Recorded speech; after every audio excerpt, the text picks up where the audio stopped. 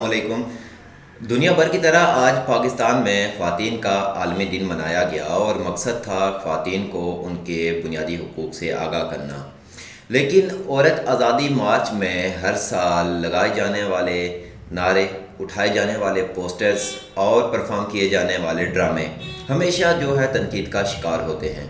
तो इस हवाले से अगर आप मेरे चैनल पर नए आए हैं तो मेरे चैनल को सब्सक्राइब कर दें और बेल आइकन को प्रेस करना मत भूलिएगा। मुझे ज़ोए बक्सीर कहते हैं। तो बात करेंगे आज के औरत आज़ादी मार्च में होने वाले परफॉर्मेंस के हवाले से, उसमें लगाए जाने वाले नारों और उठाए जाने वाले पोस्टर्स के हवाले से। तो सबसे पहले हम बढ़ते हैं उन नारों की जानिब जो आज औरत आज़ादी मार्च में लगाए गए। हर औरत के जवाब, वतन के जवाब तक फिका और दस्तूर की किताबों में आजादी के बाद आजादी का मार्च करेंगे, आगे बढ़ेंगे, आजादी का मार्च करेंगे। मेरी गलती मेरे कपड़े ना वो चला जहां मैं थी, ना मेरा कंधा मेरा मजहब मेरी मेहनत मजदूरी और वो रेपिस्ट हो तुम।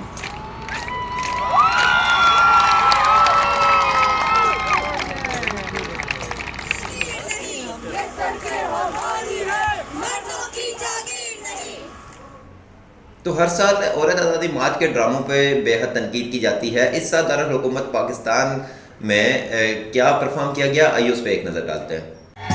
हमारी औरतें हमारी माओ ने इसलिए बच्चे नहीं जने ताकि वो जंगों में शहीद कर दिए जाए। हम इस जंग के खिलाफ है, हम अमन को रिप्रेजेंट करते हैं। और अब हमारा जो ग्रुप है लाल हड़ताल, WDF और उसके कई साथी औरत आज़ादी मार्च के ऑर्गेनाइजर्स ने एक थिएटर प्ले आप लोगों के लिए वापस चली जाती। अरे बेटियों वालों जरा ख्याल रखो, अब हमारी सोसाइटी ऐसी थोड़ी ना है कि रात को इस वक्त निकला जाए। रात को कोई बहन बेटी माँ को अकेले निकलने देता है? पाकिस्तानी सोसाइटी में तो कोई नहीं करने देता। जबरदस्ती तो नहीं की, तुम्हें किसी चीज का लालच तो नहीं दिया ना, तुम्हारे साथ खुदा न खास्ता कोई ज्यादती तो नहीं कर ली। अब्बू, अम्मी, मैं ठीक हूँ। मैंने अपनी मर्जी से शादी कर ली है और इस्लाम भी कबूल कर लिया है। बेटा, मुझे कोर्ट में यही बोलना है तो सब बच जाएंगे, किसी को कुछ नहीं होगा अब्बू, किसी को भी नहीं। बेटी आरज़ू, मुझे एक बात बताओ, उन्होंने तुम्हारे साथ ये सब कुछ किया और फिर वो एक माँ से ये तवक्को करते हैं कि वो उन्हें माफ कर देगी। इस मुल्क की कोई माँ उसे कभी माफ नहीं कर सकती जो उनकी बेटी। जाओ खाना काम करके लाओ।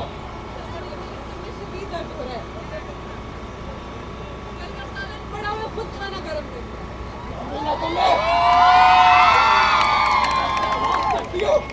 मुझे छोड़े।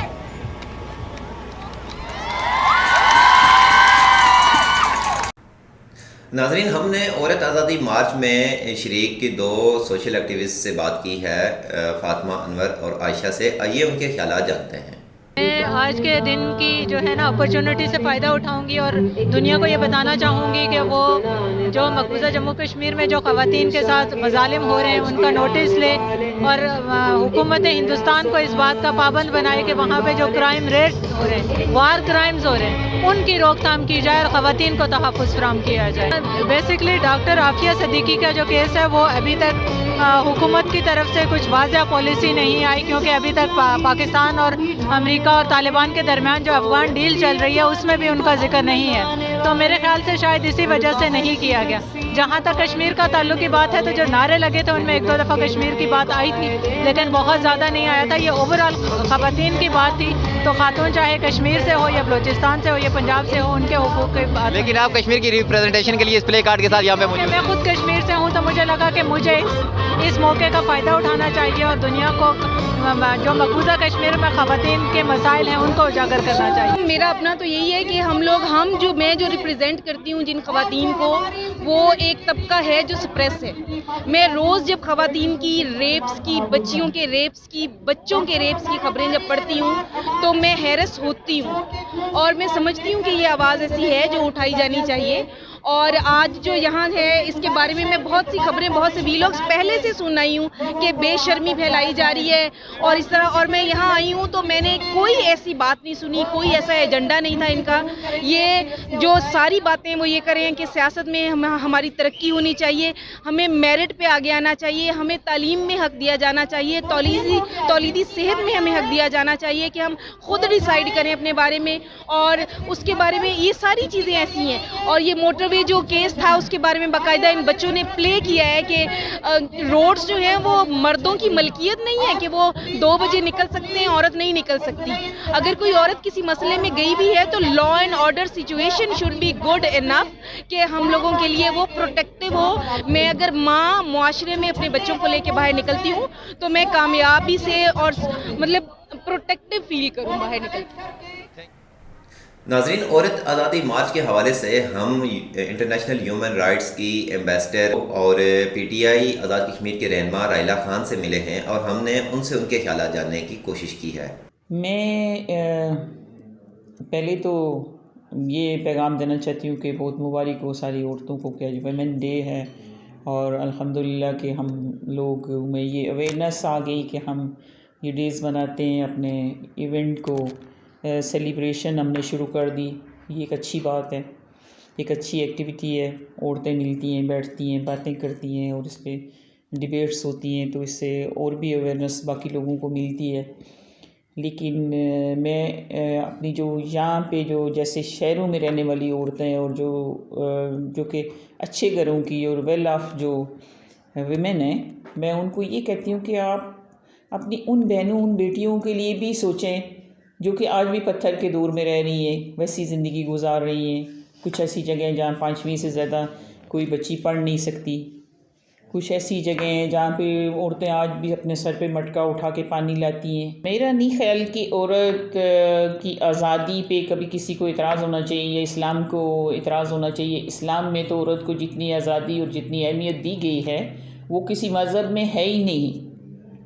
औरत मर्द के तो फ़राइज़ ही फ़राइज़ हैं और औरत के हकूक़ ही हकूक़ हैं और बराबरी के हकूक़ हैं और वरासत में उसको हिस्सा है और हर चीज़ है जो कि यहाँ पे नहीं मिलता। हम अपनी बेटियों को पढ़ाते हैं, बड़ा करते हैं, जवान करते हैं, फिर उनको 2-4 तवे और उनको प्लेट्स और वो क्या नाम है, एक बेड और 4 कुर्सियाँ दे के उनको फारिग कर देते हैं हमेशा के लिए। या तो सारी ज़िंदगी उनको कहते रहते हैं ये परदेसी हैं, या तो उनको कहते हैं ये मेहमान हैं। और हमारे घर में एक बेटा विराजमान होता है जो शहज़ादा बना हुआ होता है। तो इसलिए मैं ये समझती हूँ, मैं उन लोगों से ये कहना चाहती हूँ कि आप ये कैसे फ़र्क महसूस करते हैं कि ये बेटी है, ये बेटा है, आपकी तो औलाद है। और इस्लाम में किस जगह लिखा है कि औरत को कैद करके रखें? इस्लाम में तो औरत को बहुत ज़्यादा प्रायोरिटी दी गई है, उसके हकूक़ हैं, उसके जो भी बराबरी के हकूक़ हैं मर्द के साथ।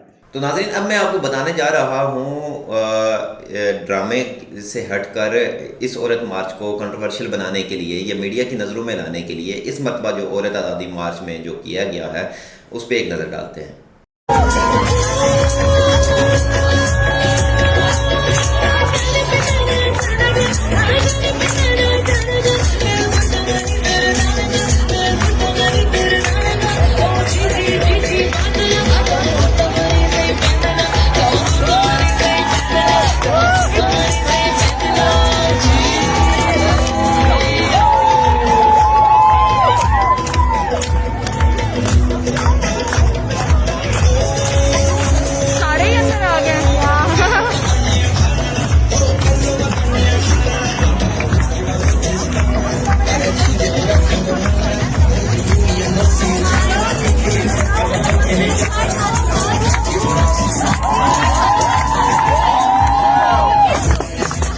तो नाज़रीन, ये थी वो तमाम सूरत हाल जो औरत आज़ादी मार्च में हमें देखने को मिली। और इस मरतबा जो है औरत आज़ादी मार्च में कैसे नारे लगाए गए, कैसे पोस्टर्स उठाए गए और क्या ड्रामा परफॉर्म किया गया, उस वाले से मैंने आपको आगाह किया। मुझे दीजिए इजाज़त, फ़ी अमानिल्लाह।